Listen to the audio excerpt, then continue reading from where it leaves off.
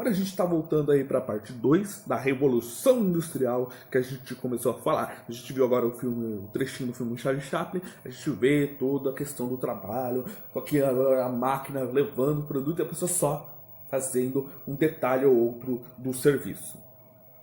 É a questão de ali também nesse filme mostra péssimas condições de trabalho dessas pessoas, né? E a gente vai vendo aqui muito horas excessivas de trabalho sem direitos e um salário pífio que eles recebiam.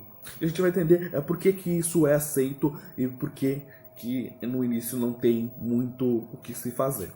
Bom, parece ser importante para a Revolução Industrial acontecer. Nós falamos que tinha a substituição de mão de obra pela máquina, mas para isso precisou do ato de navegação do Oliver Cromwell, que foi essencial para isso acontecer.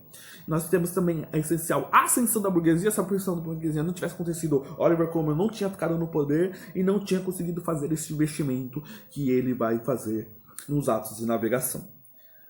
Também é importante aquela vitória que a gente falou na outra aula, anglo-holandesa, quando Portugal cria os atos de navegação, a Holanda, que é chamada invencível Ai, que burro, dá 0 pra ele. Armada no mar, né, é invencível, acabou guerreando porque não ia aceitar essas condições, ter um concorrente quase massacrando o seu negócio marítimo e acaba perdendo, deixando a Inglaterra totalmente poderosa na questão marítima. Isso também foi muito importante. A outra importância também é a abundância de matéria-prima. O que vai alimentar essas fábricas? O que vai alimentar as máquinas que são a vapor? O carvão era muito abundante, então vai ter muita exploração das jazidas de carvão e de ferro que vão alimentar essas fábricas. Tá. Nós também estamos ali que a Inglaterra, na metade do século XVIII, a burguesia já está no poder. Estando a burguesia estando no poder, não há mais conflitos internos, não há mais revoluções inglesas ou revoluções gloriosas.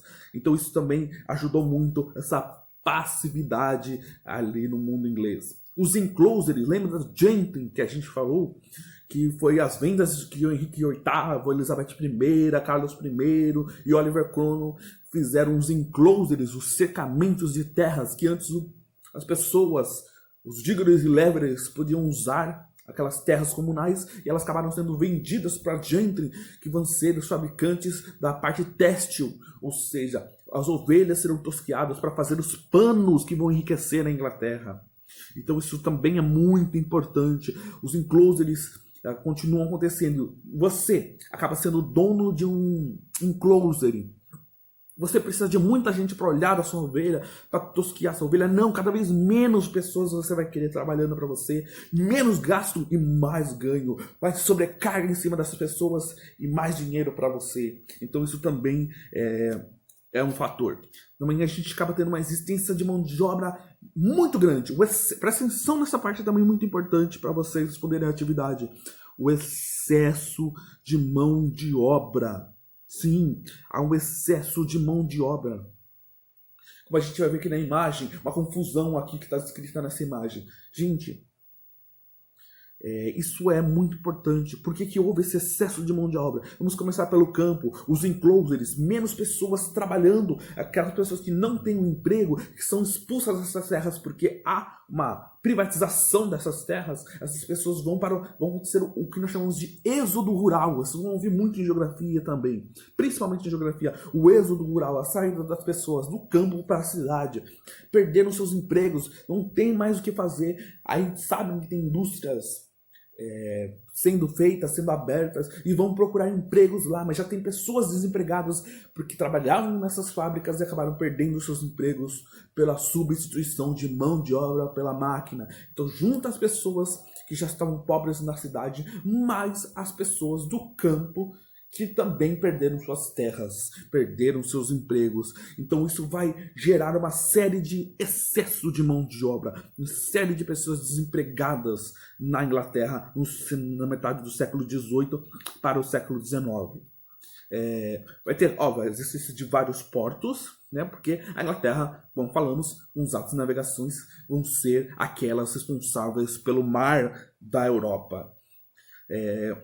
Agora a gente vai, antes de citar algumas consequências, observem essa imagem aqui do lado.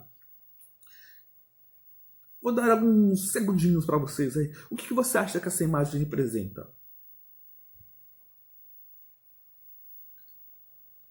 Já pensou? Imaginou? Quem será que está sendo representado com esse cara enorme engolindo algo? Muito fácil de imaginar. Essa pessoa é o burguês que vai se alimentar do trabalho das pessoas mais humildes, o trabalho dos comuns de verdade, da plebe. Essas pessoas acabam sendo engolidas porque precisam deles, precisam desse trabalho, mesmo dentro dessas péssimas condições de trabalho.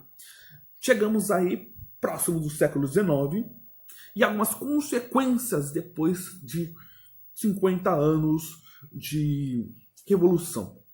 Aumento da produção. Óbvio, as máquinas fazem o trabalho mais rápido, você multiplica, isso causa um consumismo, mais produtos à venda, maiores números de burgueses, vendas por toda a Europa, vai causar um consumismo, as pessoas vão consumir cada vez mais.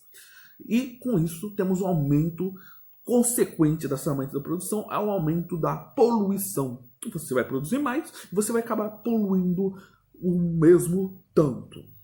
Chegamos aí ao século XIX e nós vamos ter a primeira formação de sindicatos, porque as pessoas vão começar, os trabalhadores vão começar a perceber, eles não têm às vezes dinheiro suficiente. Essas pessoas, para vocês terem ideia, recebem poucos e as crianças começam a trabalhar, principalmente limpando chaminés.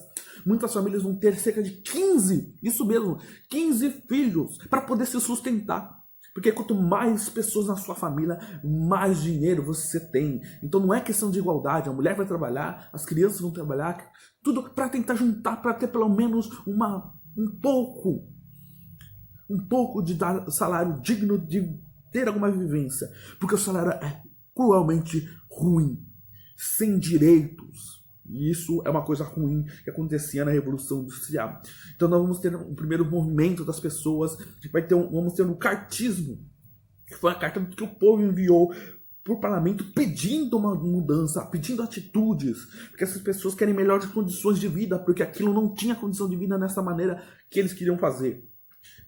E maior participação política também, que eles achavam que a participação política do povo não existia, e realmente não existia. Eles queriam essa maior participação para que haja alguma mudança, para que as pessoas olhem para eles de uma maneira diferente. Estavam absolutamente certos. Nós temos um movimento bem interessante chamado de ludismo, por causa de Ned Ludd, que cria o movimento do quebra-máquinas. A máquina roubou meu emprego, eu vou lá e quebra a máquina, assim eu posso recuperar o meu emprego. Estava certo? Ou estava errado? O cara queria um emprego de volta, perdeu o emprego porque a máquina está fazendo o seu trabalho, então ele criou esse movimento de quebrar essas máquinas para que conseguisse um emprego.